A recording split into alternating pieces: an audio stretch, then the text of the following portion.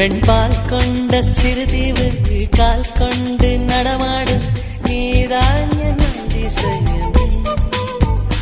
உலகில் ஏழல்ல அதிசயங்கள் வாய் பேசும் பூவே நீ எட்டாவது அதிசயமே.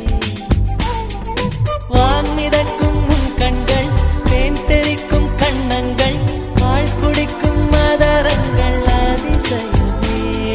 நங்கை கொண்ட வீரல்கள் அதிசயமே. நகம் என்ற கிரீடம் அதிசயமே. அசையும் வளைவுகள் அதிசயமே. கல் தோன்றி மண் தோன்றி கடல் தோன்றும்